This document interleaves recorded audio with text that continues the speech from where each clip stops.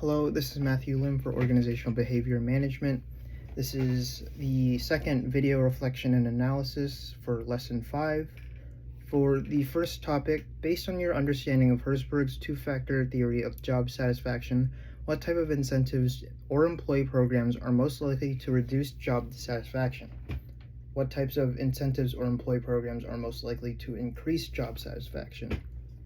So for the reduce job dissatisfaction, I would think the best one would probably be implementing a job life balance program. So maybe including therapy or classes to help people cope and manage their time with work and life. You never know what someone might be going through in their lives, a loss of a family member, or maybe they just recently got a higher sense of responsibility, or a giant or a big step up in the program in their job, and maybe they're trying to figure out ways how to manage their time. Maybe they're staying late hours at work or having to deal with more work, a more workload experience. So maybe having that kind of program to help people balance their lives and their jobs together might help promote or reduce job dissatisfaction. Another one would probably be promoting a manager program, so like a training program. So maybe new managers can go through different programs to help them with their jobs and train them to better manage the people they are working with.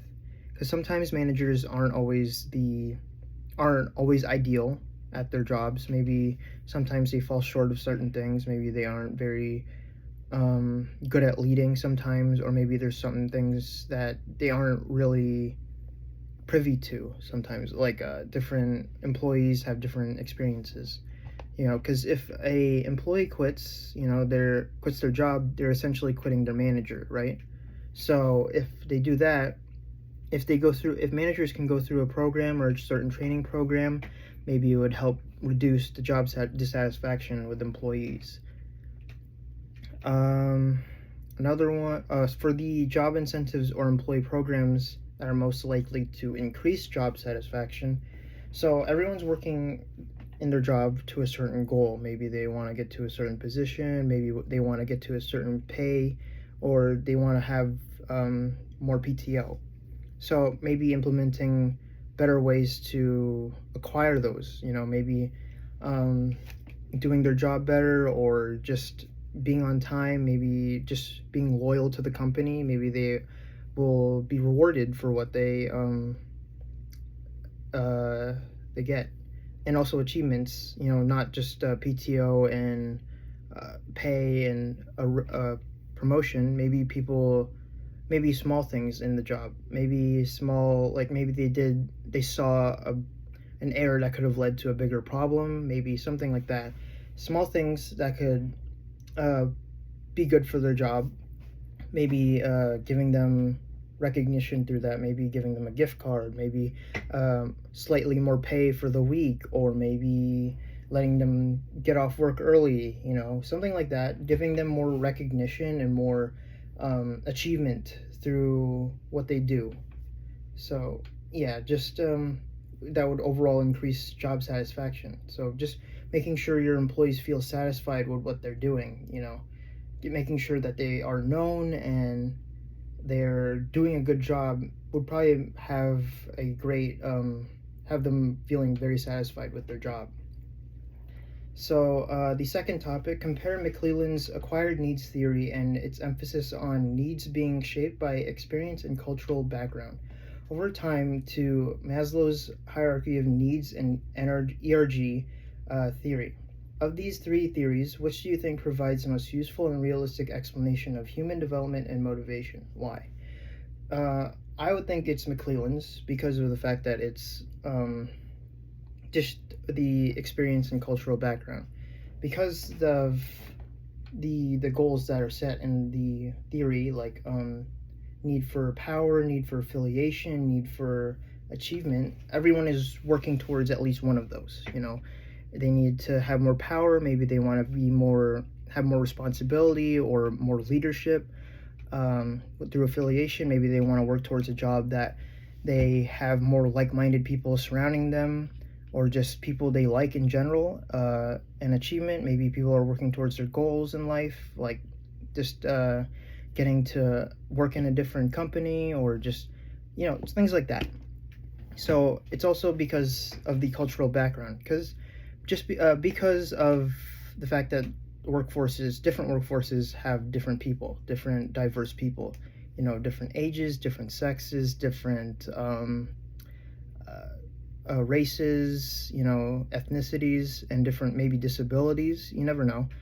But yeah, the fact that because everyone is different, there's different experiences, there's different people.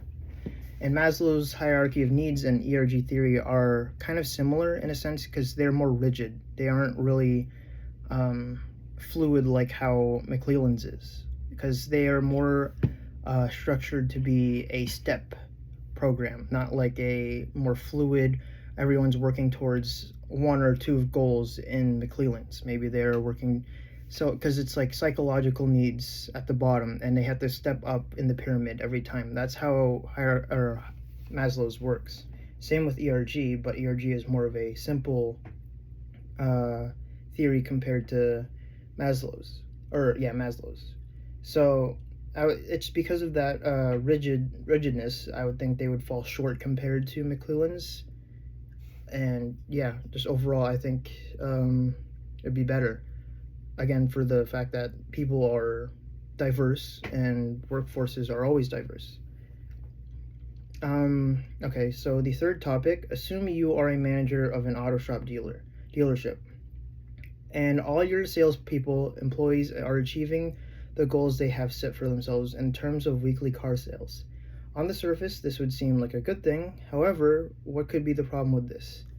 So I would think the biggest problem with it would probably be maybe the goals that were set for the employees were too small, or just too small in general. Maybe they were supposed to just sell a few cars for the week and that's it.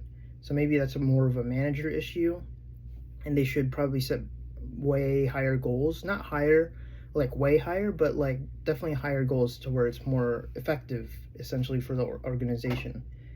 Another one, maybe motivation, because maybe they are just getting to the finish line and that's all they need to do. Maybe they aren't going beyond in their organization, and maybe they're selling just a few cars and calling it a day, or calling it a week and saying, hey, we did this, and just calling it quits, instead of going above and beyond for their workforce. So yeah, another thing that hopefully isn't what they're doing is maybe there's unethical dilemmas going on. Maybe they're changing numbers in the system, maybe not being whole truthful with what they're actually selling. Maybe just they are stealing others' work. Maybe employees are, but no, because it's supposed to be all the employees. But yeah, maybe they're doing something maybe a little not too ethical, and saying that they're doing what they're supposed to be doing when they're not. But hopefully it's not that. But there could also be, maybe there's like multiple goals that they're supposed to be setting for themselves, but maybe they're putting aside different things. Maybe the manager needs to look at different things. Maybe the auto shop is supposed to sell tires. Maybe they might be short selling their tires, and they aren't noticing. Oh, we're selling enough cars, but we're not selling enough tires, or something like that, or tools for cars, or just items in general.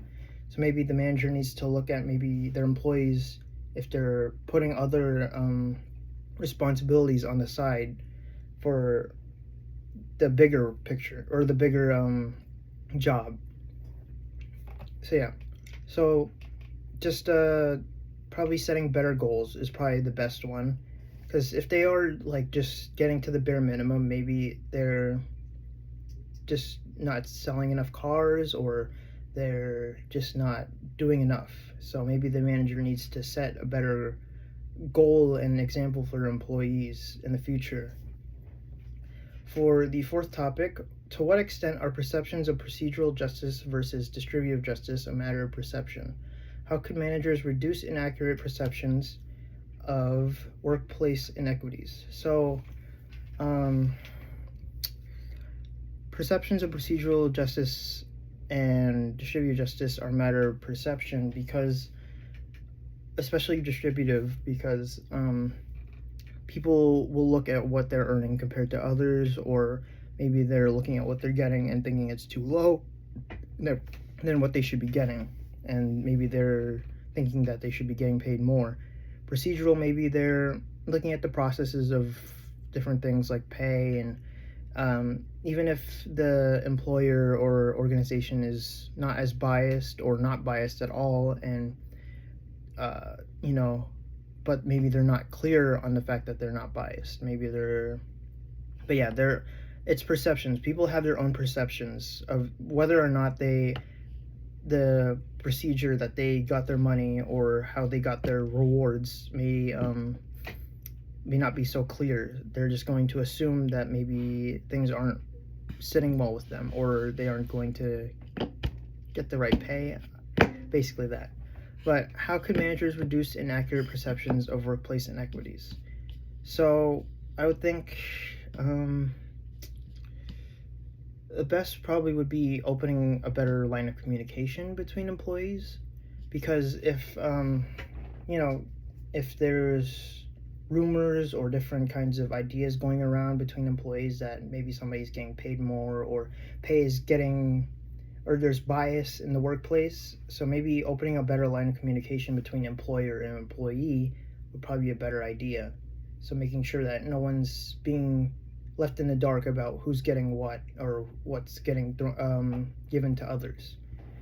Another probably would be another communication, but for employees to have a better spotlight to their employers. So maybe giving every employee a voice in a matter of discussion between employers.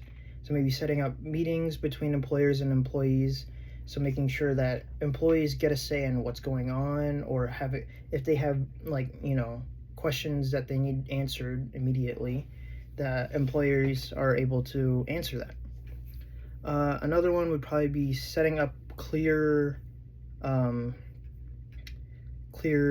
ideas of what pay is going out. Maybe sometimes employees might be a little confused on who's getting what, and maybe giving the idea that maybe if you worked this amount of years with us, maybe you're this loyal, you're getting this pay. So because some people might think I deserve more than this, but maybe they haven't been with the company as long as they should have for that pay to happen. So maybe again, setting up better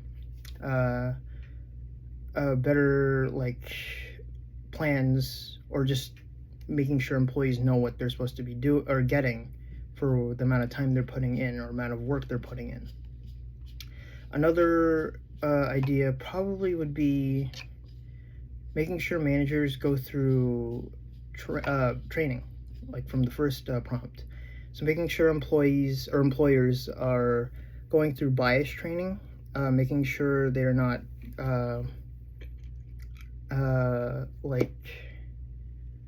being biased, or just or having favorites, making sure that's not a thing that happens in the organization, because sometimes managers will give other employees that they like, or groups of people that they like, steps up in the organization. So making sure that there's no lines of favoritism and bias in the workplace.